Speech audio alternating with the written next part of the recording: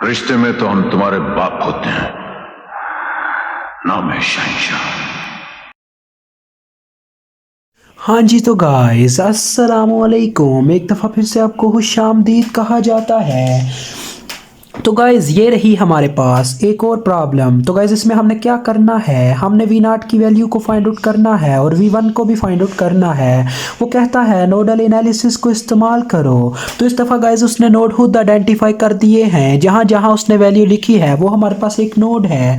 तो ये नोड 1 है, जबकि ये नोड 2 है। तो नोड गाइज़ उस पॉइंट को कहा जाता है जहाँ पे हमारे पास एक से ज़्यादा चीज़ों की वायर्स आकर मिलती हैं। आगे ये भी गाइज़ एक नोड है, तीसरा नोड सरफेस नोड, जिसे हम ग्राउंड कर देते हैं। यहाँ पे 0 वोल्ट प्रोड्यूस होते हैं। तो गाइस चले आए अब इस क्वेश्चन की तरफ बढ़ते हैं। काफ़ी सिंपल क्वेश्चन है। अप्लाई कर दें गाइस केसीएल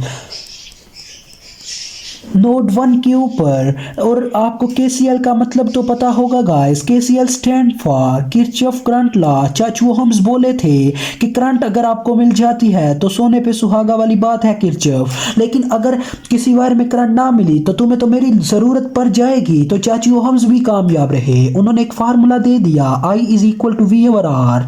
तो चले आए चाचू ओहम्स को भी कुछ ना कुछ देते हैं। उन्होंने हमें कुछ दिया है, हम उनको कुछ देते हैं। नोड 1 की बात करते हैं। जितनी भी वायर्स इसके घेरे में आती हैं सबकी बात होगी।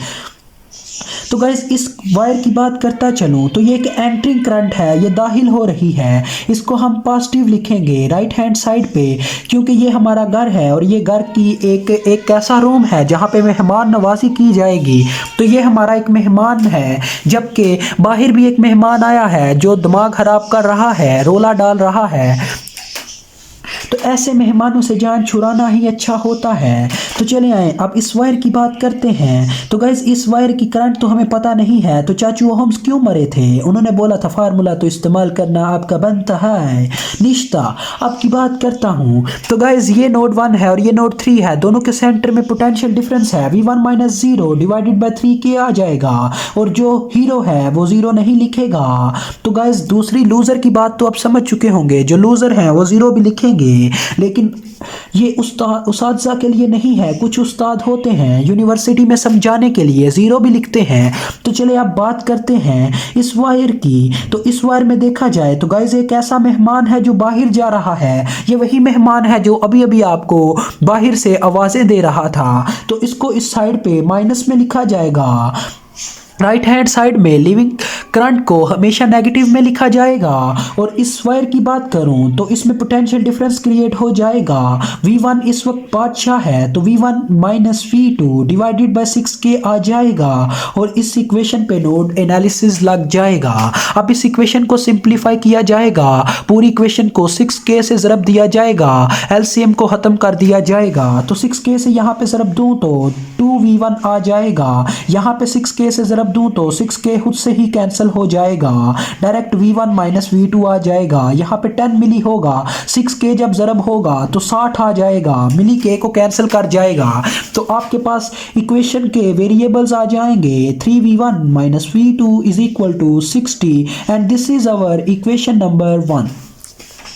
अब हम चाचू नोड 2 की जानिब बढ़ेंगे। अप्लाई केसीएल एट नोड 2 करेंगे तो आपको समझ आ जाएगा अप्लाई केसीएल एट नोड 2 का क्या मतलब बन जाएगा। तो चले आए नोड 2 की जानिब बढ़ते हैं। मुझे एक मेल आई है जिसमें लिखा गया है assignment of DSA second assignment. तो ये दिमाग खराब कर जाएगा। जब आपकी छुट्टी का दी एंड आएगा तभी आपको आपका CR ये मेल भेज पाएगा। ये मेल CR की जानिब से आई है। मेरा सिर खाए जा रही है, इसने तो दिमाग खराब कर दिया है। अब देखें गाइस इस वायर की बात करते हैं पहले।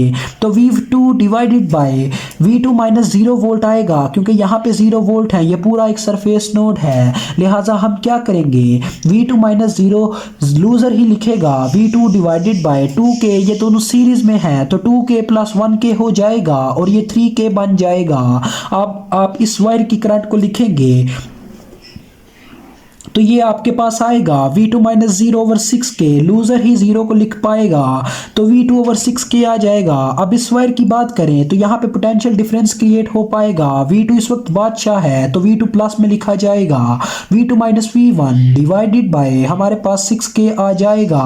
उसके बाद एक एंट्रिंग करंट है, एक ऐसा मेहमान है जो हमारे पास दाखिल होना चाह रहा है तो इसे प्लस में लिखा जाएगा राइट हैंड साइड में। अब इसका एलसीएम खत्म किया जाएगा, 6k से पूरी इक्वेशन को ज़रब दे दिया जाएगा। यहाँ पे 2v2 आ जाएगा क्योंकि 3 1s और 3 2s 6 होता है। यहाँ पे डायरेक्ट v2 आ जाएगा अगर इसको 6k से ज़रब दिया जाएगा। यहाँ पे भी इसकी कहानी चलेगी, डायरेक्ट v2 माइनस v1 आ जाएगा। यहाँ पे 6 से ज़रब होगी तो 12 आ जाएगा, मिली के को खा जाएगा क्योंकि ये आपस में कातिलाना हमला कर जाएंगे और इस इक्वेशन का एक ही हल आएगा, -v1 plus 4v2 is equal to 12 आ जाएगा। इसको इक्वेशन 2 का नाम दिया जाएगा और इसे बाय मैट्रिक्स फॉर्म से हल कर दिया जाएगा। 3 पहला इसके कांस्टेंट लिखे जाएंगे, 3 -1 और इसका भी -1 और इसका 4 लिखा जाएगा और उसके बाद वेरिएबल्स को कॉलम में लिखा जाएगा, v1 और v2 को लिखा जाएगा। उसके बाद इज इक्वल टू को भी कॉलम में लिखा जाएगा, 60 और 12 को लिख दिया जाएगा। अब इसको मैट्रिक्स से हल किया जाएगा। जो बच्चे मैट्रिक्स नहीं जानते वो हमारे चैनल पे जाएंगे और हमारी प्लेलिस्ट में से उस वीडियो को देख पाएंगे जो उनको देखनी चाहिए थी लेकिन अभी तक नहीं देखी तो वो देख पाएंगे। अभी मैं इसको हल करूंगा और आपको v1 और v2 की वैल्यू दूंगा, जबकि v1 हमें मालूम करना है और v0 मालूम करना है। v2 के थ्रू ही v0 भी कैलकुलेट हो जाएगा। तो गाइस मैं आंसर लेके आ चुका हूँ।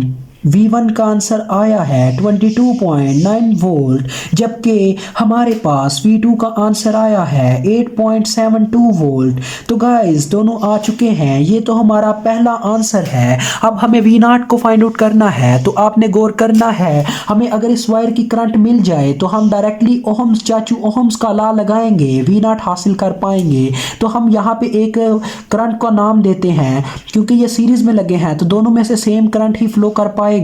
इसे I2 का नाम देते हैं, कोई भी करंट दे देते हैं, चले I का ही नाम दे देते हैं। तो गाइस किस तरह से I मालूम हो पाएगा, ओहम्स लॉ का लॉ लगेगा।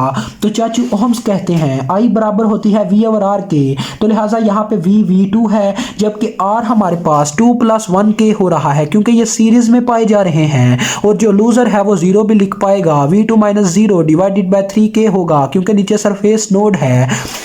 तो 0 तो मैं लिख नहीं पाऊंगा क्योंकि मैं लूज़र नहीं बन पाऊंगा। आप लूज़र हैं तो लिख पाएंगे, ये आप पे डिपेंड करता है। अब इसको 3k से ज़रब देंगे, 3k से डिवाइड देंगे तो हमें क्या मिलेगा, 8.72 डिवाइडेड बाय 3, तो ये हमारे पास आंसर आएगा 2.9 मिली एम्पेयर। अब आप इसको इस्तेमाल करेंगे। अभी आप पूछेंगे सर इसको इस्तेमाल कैसे कर पाएंगे, तो V0 के ऊपर अब हम चाचू ओहम्स के डायरेक्ट लॉ को इस्तेमाल करेंगे जो कहता था I × R होता है। तो I हमारे पास यहाँ पे कितनी है, 2.9 मिली एम्पेयर है, जबकि V0 के क्रॉस जो रेजिस्टर है उसका नाम 1 किलो ओम है, लिहाजा इसको 1k से ज़रब दिया जाएगा तो हमारे पास 2.9 वोल्ट आ जाएगा। तो इस तरह से ये क्वेश्चन भी हल हो जाएगा।